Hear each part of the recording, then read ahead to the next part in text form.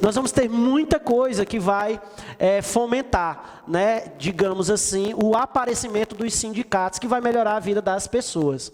A riqueza se concentrava cada vez mais nas mãos dos burgueses, né, que são os industriais, lembrando da burguesia lá que nasce na Idade Média, e a imensa maioria da população trabalhava muito, mas ganhava pouco, né? Se você for ver mais uma vez lá no filme, em tempos modernos, ele sai para fumar um charuto, o patrão dele já manda ele voltar para o trabalho.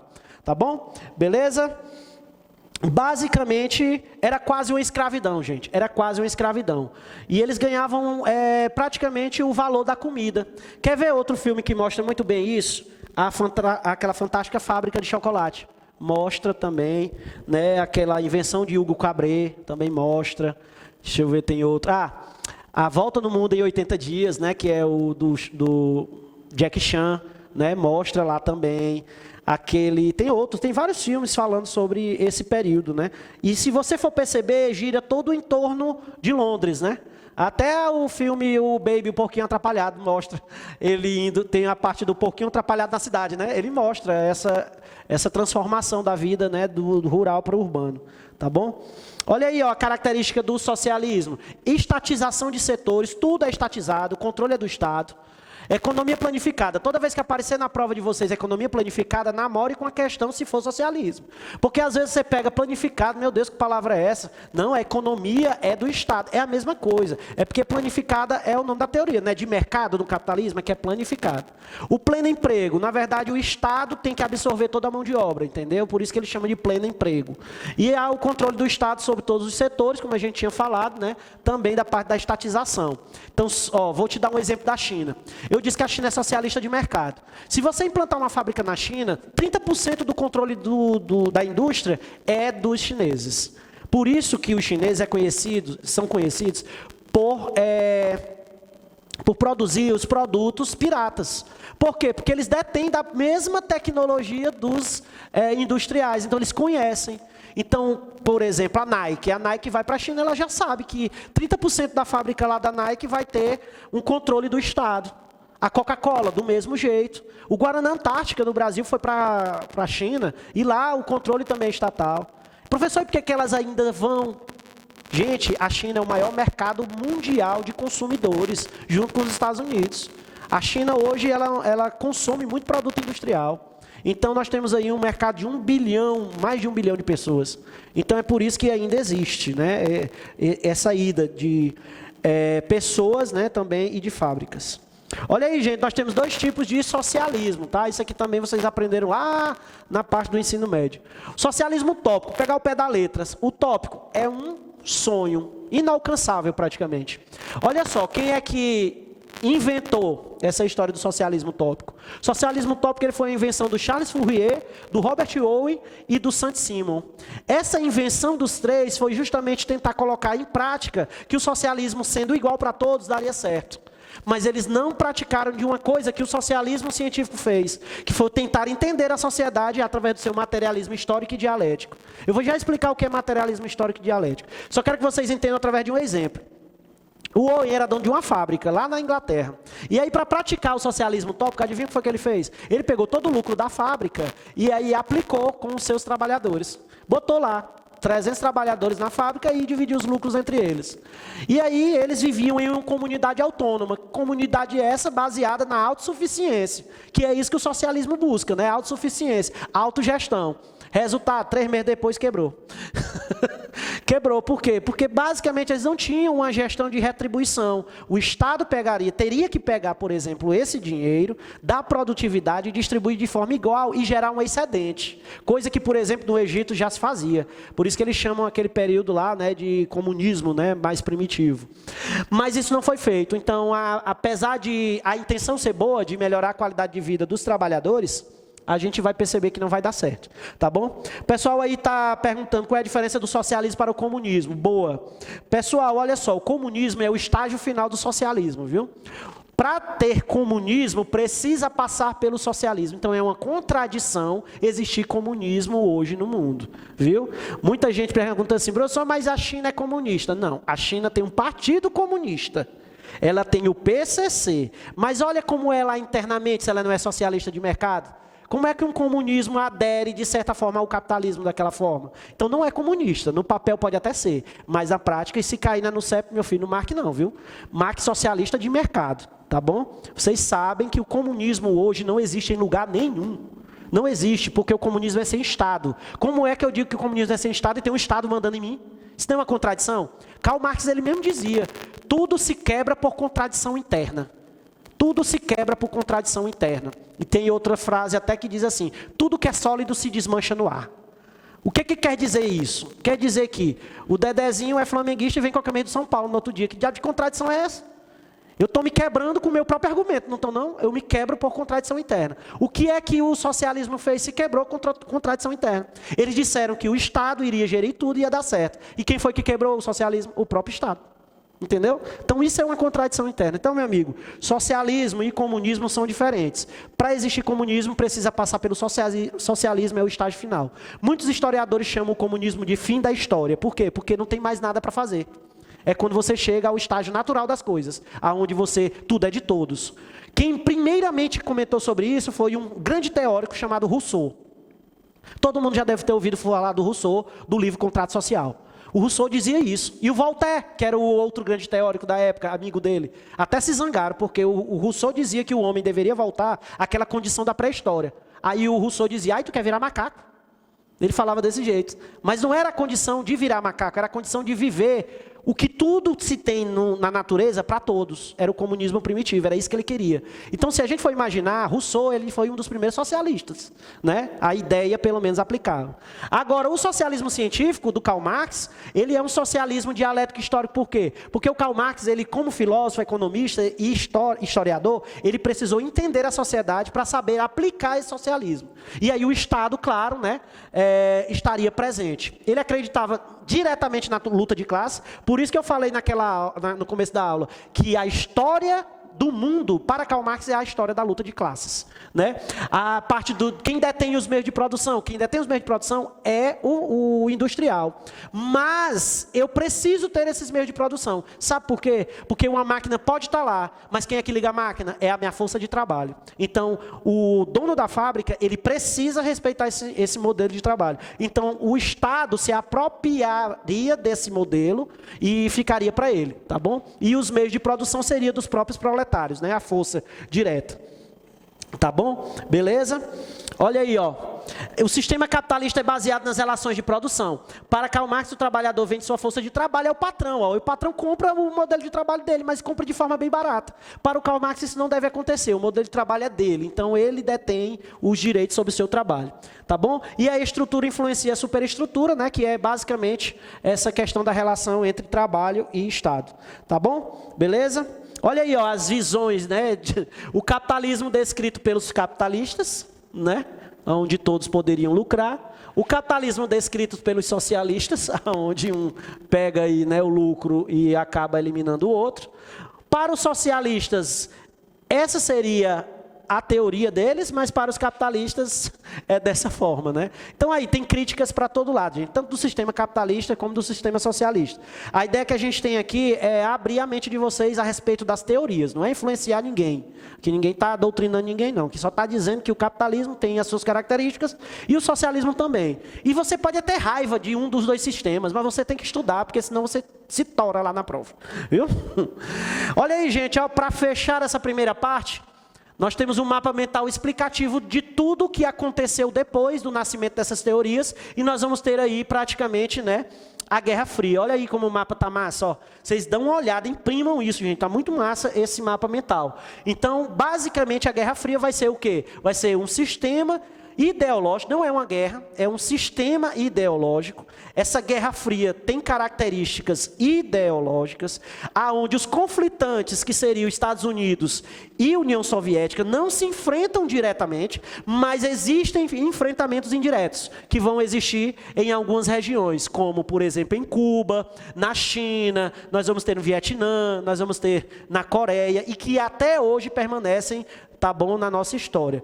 A gente hoje vive uma nova Guerra Fria, áreas de influência, as áreas de influência americana, as áreas de influência russa, áreas de influência chinesas. Então vocês podem perceber que ainda existem armamentos do tempo da Guerra Fria que ainda hoje são alimentadas. Então essas animosidades ainda existem, gente, tá? Entre capitalistas, entre socialistas e entre os próprios capitalistas, né? A Rússia hoje é considerada um capitalista, mas não aceita tudo que os Estados Unidos faz. Lembrando do Muro de Berlim, viu? O Muro de Berlim foi a base praticamente aí, histórica da divisão desse mundo. Construído em 61, derrubado em 89, tá? Depois você olha as alianças, tá? As alianças do lado capitalista é o Plano Marshall, que defendia o investimento, né, do lado capitalista, e o Comecon, o investimento do lado socialista. OTAN é o exército do mundo, né, basicamente para defender os capitalistas, e o Pacto de Varsóvia nessa época. Nós vamos ter o FBI de um lado americano e a KGB do outro. Para quem não sabe, o Vladimir Putin, ele era da KGB, né, antes de ser presidente, ele era um dos espiões, viu? Parece coisa de filme, mas é verdade. Tá bom? Vladimir Putin, que já está há 20 anos no poder, viu? 20 anos, tá bom? Desde 2000 aí. Vamos lá, gente, aí, caiu na NUCEP também, ó, caiu na NUCEP. Pelo amor de Deus, mulher, se tu errar essa questão, olha, até a meninazinha, gente, até a meninazinha aí, ó, debochando. Olha aí, gente, pelo amor de Deus, se tu errar essa questão aqui, e ela caiu na NUCEP, gente, em 2017. Ó. Relações internacionais da segunda metade do século XX foram marcadas por disputa de 2 blocos. E esses blocos tinham características distintas, que foi a Guerra Fria, que acabamos de ver. Quem foram os atores principais? E aí, pelo amor de Deus, né? Estados Unidos e União Soviética. Tá bom? A União Soviética que prevaleceu até a década de 90, ela foi criada em 22 pelo Lenin. Tá bom? E aí a União Soviética reúne praticamente a Rússia e mais 15 países. Tá? E aí há a fragmentação dela na década de 90 e vira outros países. Vamos lá agora para as questões. Ó, no CEP 2019, olha aí uma de Muro de Berlim. Os 30 anos de queda de Muro de Berlim, Luiz Felipe de Alencastro, dia 11/11 de 2019, às 10h50, a queda do Muro de Berlim em 89, na sequência da abertura política iniciada em Moscou por Gorbachev, foi o terremoto inicial dos tremores tectônicos que fizeram desabar a Cortina de Ferro. Cortina de Ferro é o próprio Muro de Berlim, tá? Muito justamente o evento é festejado em todas as democracias agora, no seu 30º aniversário. Há poucos dirigentes ou negociadores diplomáticos da época ainda vivos e dispostos a testemunhar. Professor, no CEP 2019, que prova foi essa? Isso aqui é uma prova de professor de geografia. Eu estou pegando uma questão de nível elevado, viu, para vocês. Então, se a gente fizer uma questão dessa, na prova vocês vão conseguir fazer um de ensino médio. Olha aí, ó, a queda do Muro de Berlim é o marco, né, da ascensão do capitalismo no leste europeu e do fim do socialismo em todo o mundo. Aí, quando o cara diz assim, por exemplo, a ascensão do capitalismo no leste, não, né, no leste era socialismo, tá? Na crise das repúblicas socialistas soviéticas e do fortalecimento do Pacto de Varsóvia, não mesmo, tá? Não houve fortalecimento do Pacto de Varsóvia. Colapso do socialismo soviético e do fim da disputa do mundo bipolar, com certeza a gente vai acabar com esse novo mundo bipolar e aí vai gerar uma nova ordem mundial, que é uma palavra, inclusive, né, criada pelo George Bush, o presidente da década de 90 nos Estados Unidos, tá bom, gente? Então não tem erro, uma questão fácil. Da reunificação alemã, reunificação não. E da reconfiguração das fronteiras europeias do domínio absoluto do capitalismo, também não, né, gente? A queda do Muro de Berlim é uma nova geração de ordem mundial. Sai da bipolar e entra a nova ordem, que a gente conhece hoje, né, como a unimultipolar, tá bom? Olha aí, letra C. Beleza? Vamos lá, gente. Mais uma. O mundo entrou na era do globalismo. Todos estão sendo desafiados pelos dilemas e horizontes que se abrem com a formação da sociedade global. Um processo de amplas proporções envolvendo nações e nacionalidades, regimes políticos e projetos nacionais, grupos e classes sociais, economias e sociedades, culturas e civilizações, tá?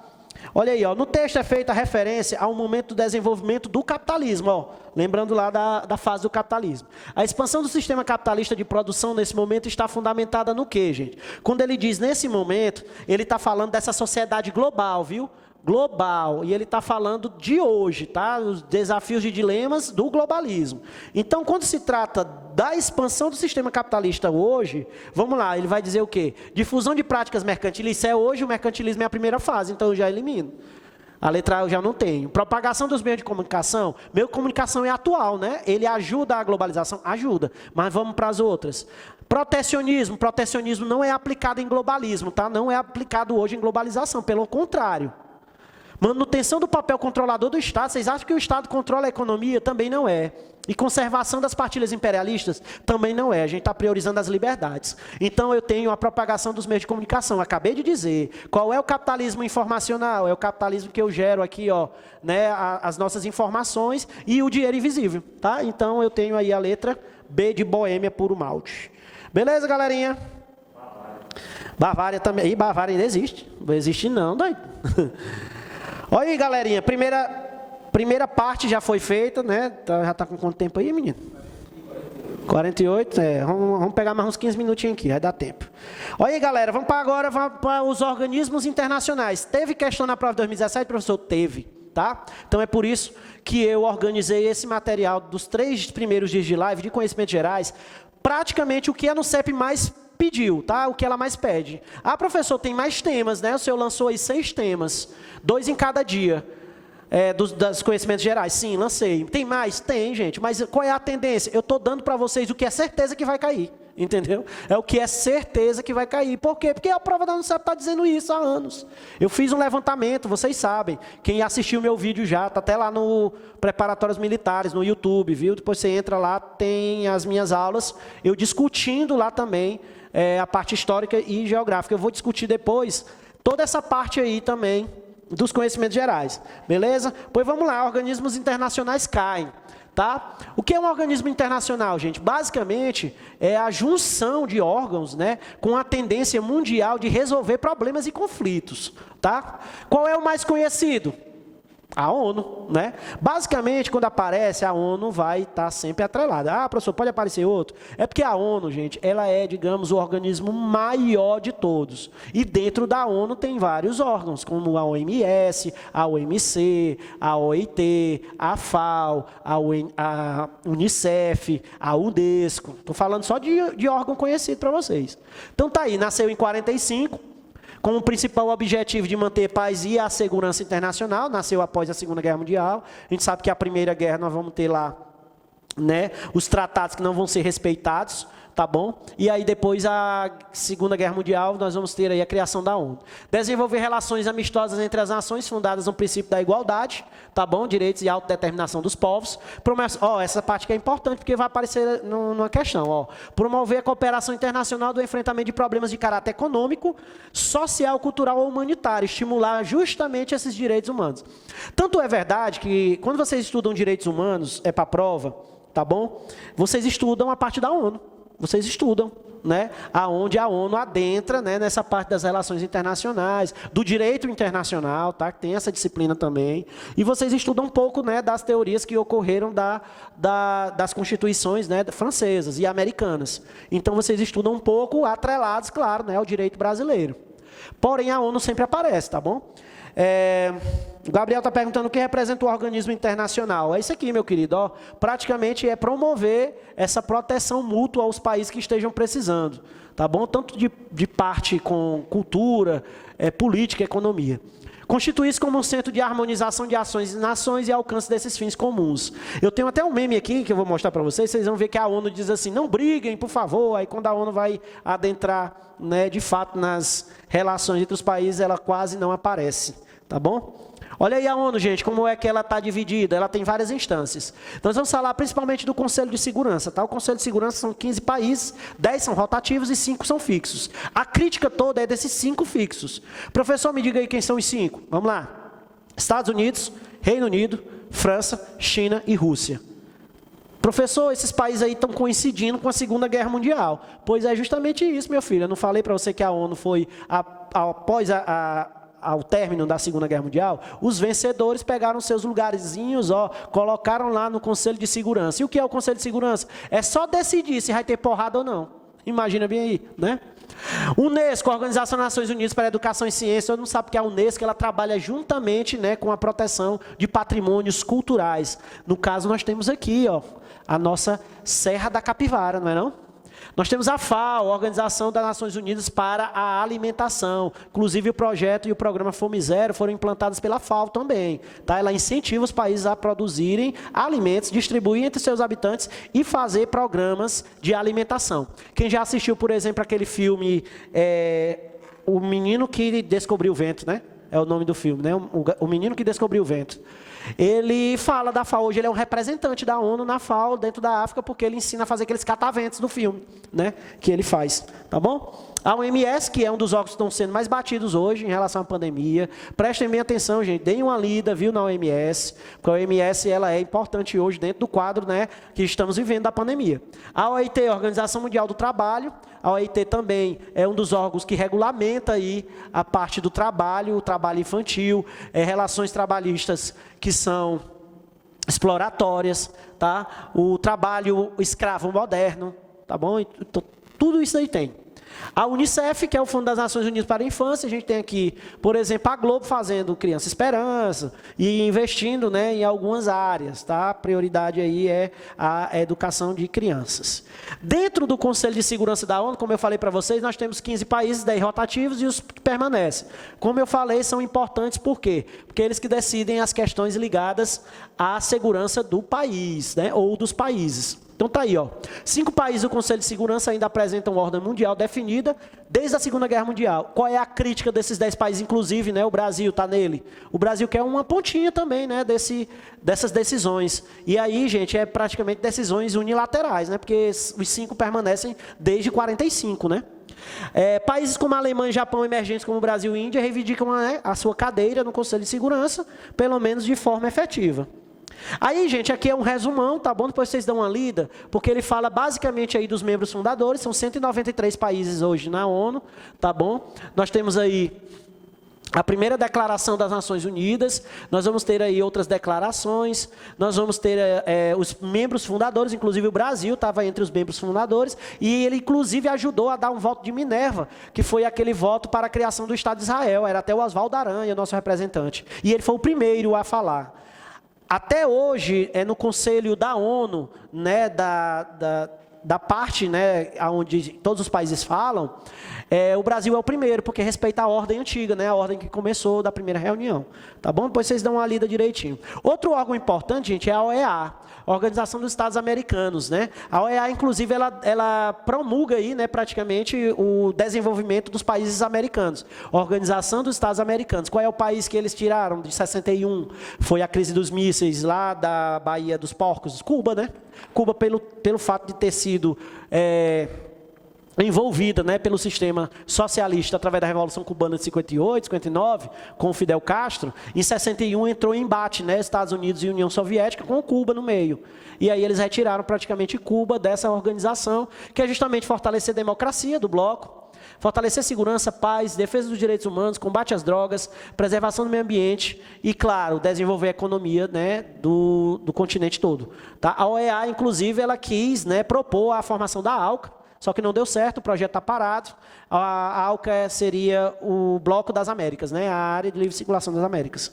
Bom? Olha aí, ó, dentro do Conselho Econômico e Social, nós temos outros órgãos dentro da ONU. Tá? Nós temos a OIT, que defende o trabalhador, a FAO, que defende ao desenvolvimento agrícola, a Unesco, como eu falei, a questão da cultura e do patrimônio, aqui é a OMS, tá bom? Aqui é o FMI, já vamos falar aí do FMI, que é o Fundo Monetário Internacional, o Banco Mundial, que é atrelado, que é o BIRD, né? Atrelado ao FMI, que é justamente aquele que vai liberar dinheiro e também financiamento e construção para outros países. E esse aqui é o OMC. A OMC também está sendo muito falada devido à crise comercial mundial, tá bom? Algumas perguntas aqui da galera. A China integra o Conselho de Segurança Permanente? Sim, ele está entre os 5, tá bom? A China com a Rússia. O Conselho Permanente não é só os vencedores da Segunda Guerra Mundial? Sim, mas é porque a China se demonstrou uma grande potência junto com a União Soviética daquele lado ali, tá bom? Então a China adentrou também por conta do seu poderio militar durante a questão da Guerra Fria, tá bom? E aí, gente, nós temos aqui alguns que podem ser presentes na prova de vocês. Ó. Por quê? Porque hoje, esses órgãos, eles são um pouco mais ligados a questões que a prova da NOCEP traz, como o meio ambiente, tá bom? Ó, e refugiados. Gente, ó, a Unicef, como eu disse, é auxílio às crianças. Questão de mortandade infantil, educação e tudo mais. O Acnu é a agência da ONU para refugiados. Inclusive, ela é recente, tá? Ela é de 2018 para cá, a atuação dela. Inclusive, o Acnu é a que deixa os imigrantes entrarem nos países para que os países abracem esses imigrantes e, pelo menos, coloquem eles em situações, né, menos vexatórias, né? Uma situação melhor, tá bom? Nós temos aqui o PNUD também, né?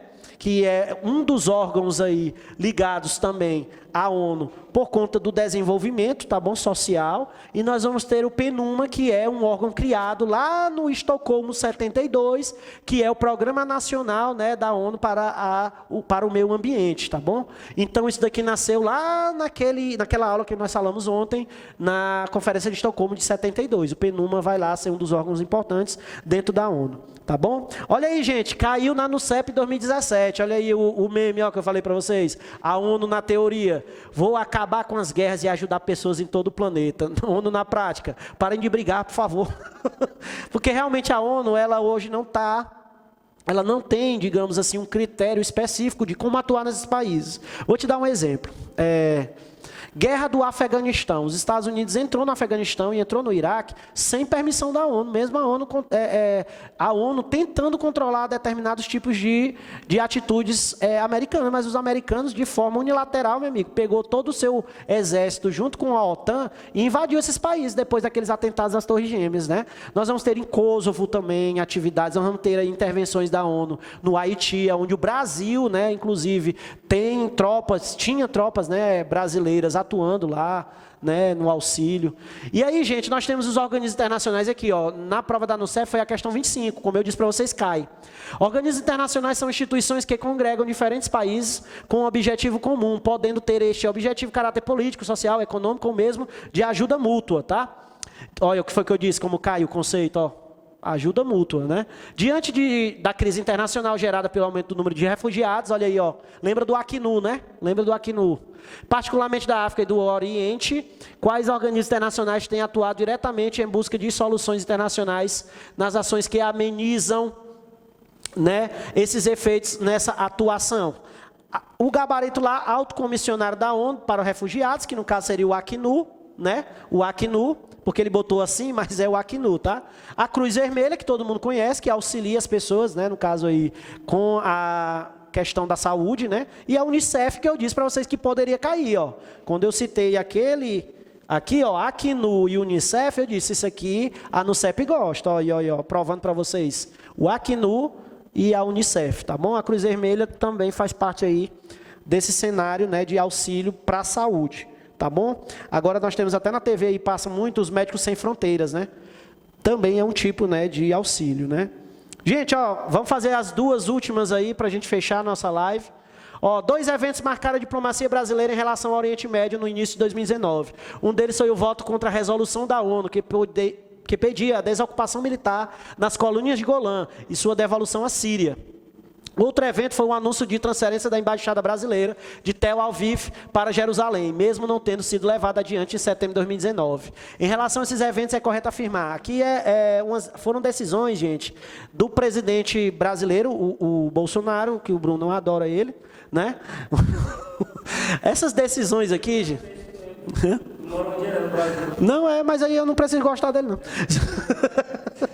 Não, isso aí é a democracia. É a democracia. Né? Ela é representativa, eu tenho que respeitar. Né? Eu não votei nele, mas ele é meu presidente, infelizmente.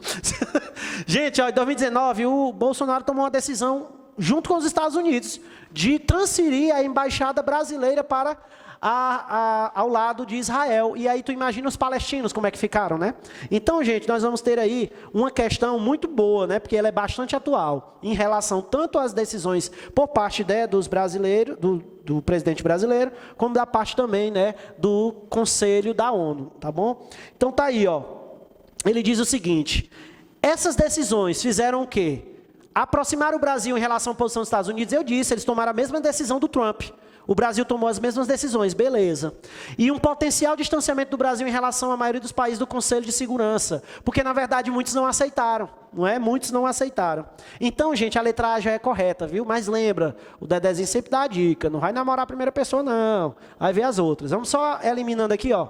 A B, um distanciamento do Brasil em relação à posição da Palestina e uma aproximação em relação ao conjunto de países árabes. Árabes não, israelenses. Um potencial aproximação do Brasil em relação à posição da maioria dos países? Não. Então, a 1 eu já eliminaria aqui, ó, na B. A letra C diz que um distanciamento do Brasil na posição de Israel e uma aproximação em relação aos palestinos, na verdade é o contrário. É um distanciamento, né, dos palestinos e uma aproximação de Israel. Letra C já está errada. Um distanciamento do Brasil